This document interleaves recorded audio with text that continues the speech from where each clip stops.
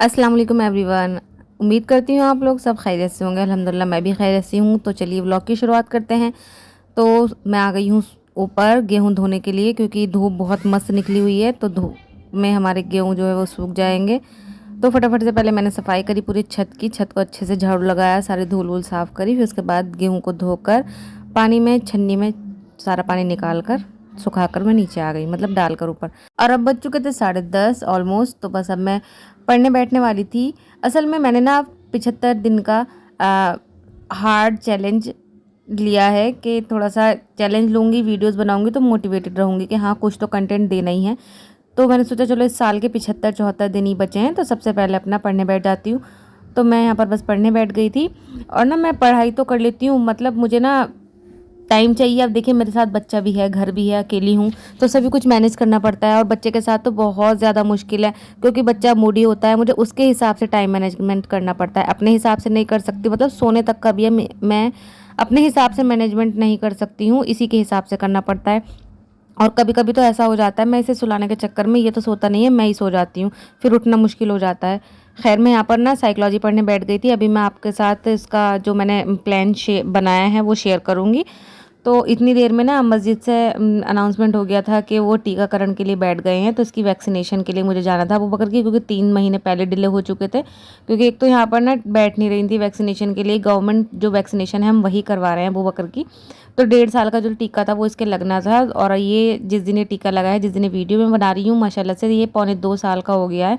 यानी कि अभी 3 महीने अबू बकर के बर्थडे के बचे हैं। तो मैं अबू बकर को लेकर इसका कार्ड, मतलब ये मेरा ही कार्ड है जो बना था, उसी में इसके टीके लग रहे हैं, उसे लेकर मैं चली जाती हूँ वहाँ पर। और साथ में मैं एक बच्चा और गया था, मतलब उसके भी लगने थे टीके। तो हम वहाँ चले जाते हैं। तो काफ़ी भीड़ हो रही थी वहाँ पर, क्योंकि बहुत दिनों बाद कैंप लगी थी, तो बहुत ज़्यादा औरतें औरतें हो रही थी और बच्चे इतने सारे थे। तो देखकर बहुत डर भी लग रहा था बच्चों को। मुझे तो बहुत रोना भी आता है जब बच्चे रोते हैं।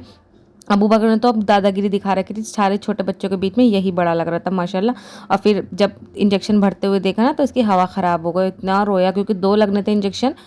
और एक हाथ में लगा था और एक पैर में लगा था, लेफ्ट हैंड में और राइट लेग में।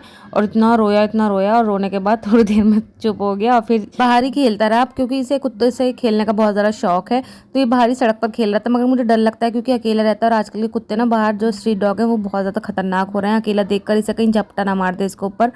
तो इस वजह से मैं इसे अंदर ले आई। तो ये इतना रो रहा था बाहर जाने के लिए, पहले टीके के लिए रोया कि दुख लग रहा है, और फिर उसके बाद बाहर जाने के लिए इतना रोया। मैंने इतना छुपाया इसे, मगर ये छुपा ही नहीं। फिर मैंने किसी तरीके से इसे हैंडल किया, सारे काम छोड़े, खाना भी क्योंकि बनाना था इस टाइम पे, और अभी तक कोई सब्ज़ी वगैरह कुछ नहीं आई थी। तो सबसे पहले मैंने इसे सुलाया, और सुलाने के बाद फिर मुझे इस पर इतना प्यार आया, इतना प्यार आया, क्योंकि मतलब बच्चे ना इतना रोते हैं ना, तो मेरा दिल बहुत ज़्यादा दुखता है। और फिर इसे इतना मैंने बहुत ज़्यादा प्यार किया, और फिर मैं पढ़ने बैठ गई थी। तो सबसे पहले मैं आपको ना शेयर कर रही हूँ अपना ये 75 डेज़ की जो स्ट्रेटजी मैंने बनाई है TSSB के लिए, क्योंकि इसका ना अभी कोई डेट शीट नहीं आई है। पता नहीं मार्च में हो पेपर, अप्रैल में हो, जून में हो, जुलाई में, कुछ नहीं पता, फरवरी में भी हो सकता है, जनवरी में भी।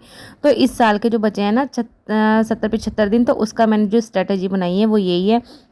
इसके 2 पार्ट्स हैं। तो फर्स्ट में तो जनरल सब कुछ आएगा, और सेकंड वाले में वही आएगा, इसका जो चाइल्ड डेवलपमेंट, मतलब जो साइकोलॉजी वाला पोर्शन है। तो फर्स्ट जो मतलब 5 दिन का जो मैंने बनाया है ना, उसमें मैंने जो NIS के ब्लॉक्स लिख रखे हैं, और जो स्टैटिक पोर्शन है वो रखा है, और मैथ्स रखा है।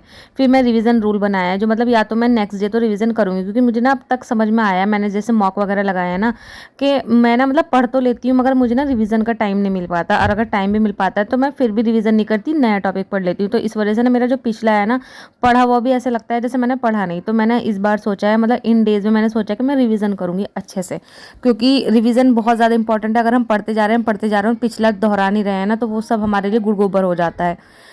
तो इस वजह से मैंने रिवीजन कर रखा है कि अल्टरनेट डे पे जो ऑड डेज होंगे ना, मैं उनमें रिवीजन करूँगी। मतलब आज जो मैंने पढ़ा है ना, तो कल को पढ़ूंगा, मतलब उसका कल को रिवीजन करूंगी, फिर एक दिन छोड़ के करूंगी, फिर एक दिन छोड़ के करूंगी, ऐसे कर करके ना 5-5 दिन के मैंने बनाए हैं। और 25 दिन का एक फेज़ था, दूसरा फेज़ जो है वो दूसरा 25 दिन का है, मतलब वो 26 दिन से 50 दिन का है। तो उसमें मैंने ना 10 दिन का रखा है NIOS, जो मतलब पूरा कंप्लीट कर लूँगी मैं। और चाइल्ड चाइल्ड डेवलपमेंट का रिवीजन रखूँगी और मैथ के जो टॉपिक्स हैं ना उसको मैं टेस्ट दूँगी। भले ही मैंने ना बीएससी मैथमेटिक्स से कर रखा है, मगर जो हमारी बीएससी वाला और ये 12th वाला मैथ्स होता है ना, तो वो थोड़ा सा डिफरेंट है, क्योंकि जो इसमें आता है ना वो थोड़ा सा वैसा होता है कैलकुलेशन बेस्ड। तो अभी जो मेरी कैलकुलेशन वगैरह है वो सब बहुत ज़्यादा पीछे छूट गई है, तो मुझे बहुत टाइम लग रहा है। मतलब हो तो रहे हैं क्वेश्चन सॉल्व, मगर टाइम नहीं है, क्योंकि इसमें टाइम का बहुत ज़्यादा मेन रोल है इस एग्ज़ाम में। क्योंकि सिर्फ 200 क्वेश्चन, मतलब सिर्फ 120 मिनट में हमें 200 क्वेश्चन करना है, यानी कि 1 मिनट में एक क्वेश्चन भी नहीं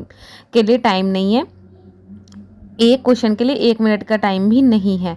200 क्वेश्चन 120 मिनट में कैसे पॉसिबल है? मतलब मैं टेस्ट भी लगा रही हूँ ना, तो मुझे बहुत घबराहट सी होने लगती है।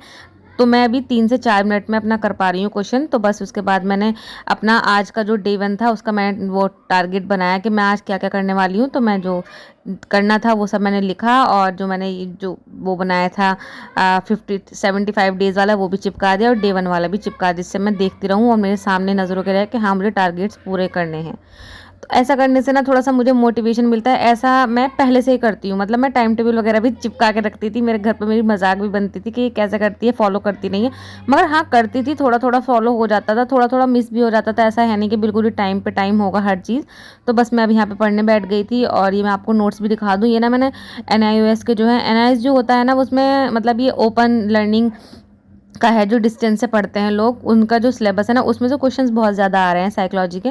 तो इसलिए हमें ये पढ़ना पड़ेगा, और ये सिर्फ ना ऑनलाइन ही अवेलेबल है, इसकी कोई बुक्स वगैरह नहीं है। तो ऑनलाइन कहाँ तक पढ़ेंगे, तो इसलिए मैंने सोचा इसके नोट्स बना लेती हूँ। तो एनआईओएस के 10 ब्लॉक्स हैं, तो इसका ये 501 ब्लॉक जो है वो मेरा पूरा हो चुका है ऑलमोस्ट। तो मैंने शॉर्ट नोट्स बनाए। शॉर्ट नोट्स का मतलब बनाकर ना जगह भी छोड़ दी है बीच बीच में। जैसे ये साइडेड रिपोर्ट वाला पोर्शन था इसमें, अगर और मुझे पीवाईक्यूज जब मैं सॉल्व करूँगी ना तो कुछ ना कुछ पॉइंट्स मिलते रहते हैं, तो मैं इसी पेज पर इसी जगह पे लिख लूँगी।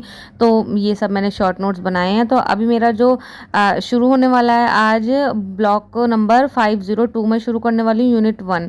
तो अब मैं यहाँ पर शुरू करूँगी, और ना 501 के बाद मैंने ना थोड़े से पेजेस और छोड़ दिए, जिससे कि कुछ और टॉपिक्स मिलेंगे तो मैं कर लूँगी। और जो भी टॉपिक मैं पढ़ रही हूँ ना उनके मैं पीवाईक्यूज ज़रूर से लगा रही हूँ, जिससे कि ना मुझे क्लियर हो जाएगा इस टॉपिक से इस तरह के क्वेश्चंस बन रहे हैं और मैं कितना कर पा रही हूँ। क्योंकि डेट्स हो गई और थ्योरीज हो गई ना, बहुत ज़्यादा याद करने में बहुत ज़्यादा मुश्किल होती है।